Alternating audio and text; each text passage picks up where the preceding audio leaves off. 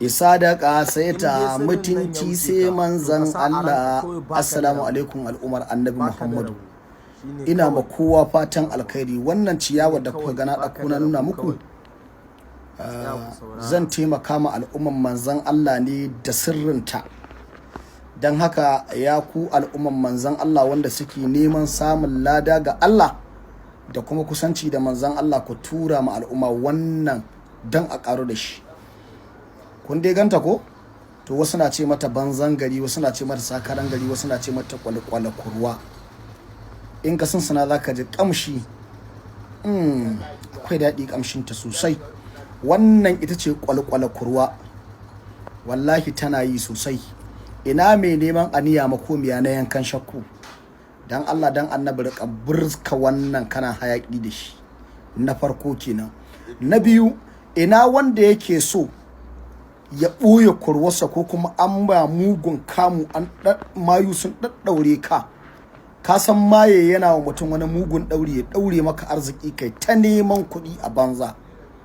Ko me ka nema wallahi tallahi abin nan ba zai zama tabbatace ba sai ya lalace. Suna yin wannan. Ko aiki kake nema kai ta kai takardu a ƙi maka sayanin abin ya ci gaba da wargajiwa. Akwai mai yadda muka yi magana da ita, ɗanta ma'aikacin jirgin sama ne. Ta ce wallahi idan sa aka dawo da ɗan gida saboda ba ta ƙauna aikin da yake yi, saboda ya ƙi ba ta haɗin kai akan aikinta na maitanci.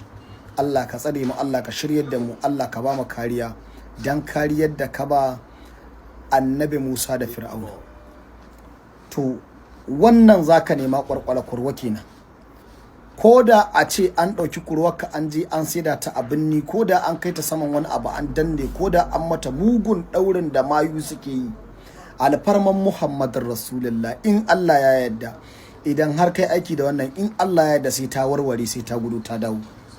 Miyagun mafarkai, muguwar asara, mummunar kasuwa, duka idan akwai sa hannun iska ko mayi, Allah zai raba ka da shi dalilin manzan Allah. Wannan ita ce kwalkwala kurwa. Zaka ebo kwalkwala kurwan nan yanzu ne take karaman nan, tafi karfi wallahi. In ka ɗebo ta sai ka zo ka samu barkono, ƴaƴan nasa na ciki din iya daidai gurgurdan yin da ya samu, sai ka hada da wannan, sai ka nemo tazargade. In baka sani ba kai tambaya, dan manzan Allah kar ka zo ka dama ba ka gane abu kaza ba, hakuri tambayi wani zai baka amsa abin da na faɗa. Ba ka gane kaza ba to tambayi wani, hakuri. Sai ka hada su ka dake su. Idan ka dake waɗannan, malam hayaki ne wannan kadai, wallahi malam wannan aniya makomiya ne. Duk wanda ya maka jifa ubangiji zai maida mai abinsa. Sannan magani ne na iska, na yankan shakku, ka je ka gwada shi. Shi kadai wannan ɗin idan ka same shi haka, idan ka ciri ganyen shi kamar haka, ka murza a hannunka, aka ce ma mace iska ta so mata shaka mata hannun, wallahi in dai iskan ne ba iskanci ba, kana shaka mata hannun nan zaka ga ta fara hamma ko ka ji tana yin gyatsa. Wannan shi kuma kana jefa shi kan wuta, da ka ce mata duko tana kara hancinta, zaka ga tana nema kamar za a rike ta. Iskan ma zai iya zuwa a lokacin. Wannan yana yi matuƙa. A ce dama zan ba mutane ina aiki da shi sosai, wallahi har na kagare ya fito. To yanzu na zagaya bakin daji na dan gashi ya fara fitowa, ai har sauri nake yi. To in Allah da gobe dai za a yi mun koda buhu biyu ne in fara amfani da shi. Akwai da ya gamshi. Ina muku fatan alkhairi masoya sayyidina Rasulullahi. Wai a yau cikin WhatsApp wani mutum yake min magana yake cewa wai malam, wai WhatsApp ɗinka guda nawa ne? Akwai wanda kai mu hannunka haka, akwai kuma wannan wanda muke magana da kai. To ka ce in tura ma kuɗi jikka 100 a wancan har na tura ma, kuma nan na ga kuma kana cewa wai ba kai bane ba. Na ce ka tura min jikka 100, yace, na ce kai video call da ni, yace a okay ba kai video call da ni bai ce eh. Na ce to na farko kenan. Na biyu lamba iri ɗaya ce, yace ba iri ɗaya bace ba. Na ce to muryar fa, yace min wallahi muryar ma ba iri ɗaya bace. Yace to koma karɓo kuɗinka kuma ka turo min lambar kowaye.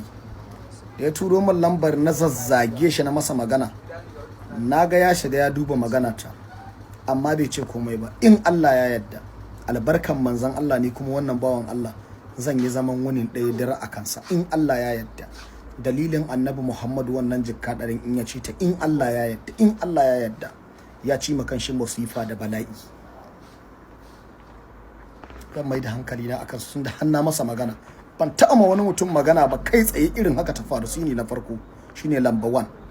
kuma in dai naga ya duba magana ta ya je kimar reply albarkan manzon Allah na san inda zan da shi kuma Allah ba zai kunyata da ni ba in Allah ya yarda ba na so kai mu ga haka ne wannan kuma ka dauka ku yi amfani da shi ku yi min sharing dan manzon Allah kar ka zo ka dauki lamba ta ka daman da kira a WhatsApp ba a min haka in na kace aiki zan ma ko wani abu zan tura ma da shi na ce ka kira ka ga inni ne a time inda zan tura maka da wannan abin na ce to ka video call da ni idan ka tabbatar da cewa ni ne sannan sai ka tura min da kuɗinka amma ba kana shigowa ka daman da kira ba kai nazari ba kai kaɗai ba ne in ka ji ka yi magana 1 2 3 ban duba ba to ba kai kaɗai ba ne ba dan annaba kai haƙuri ka yafi mu ina muku fatan alkhairi Allah ya bar mu da sidina rasulullahi Allah ya bar mu da manzon Allah Allah ya bar mu da manzon Allah a baka a ƙara ma sai manzon Allah ai kyauta ba ai baka gori sai manzon Allah Allah ya bar mu da annabi Muhammadu annabi mun gode Allah mun gode Allah mun gode annabi mun gode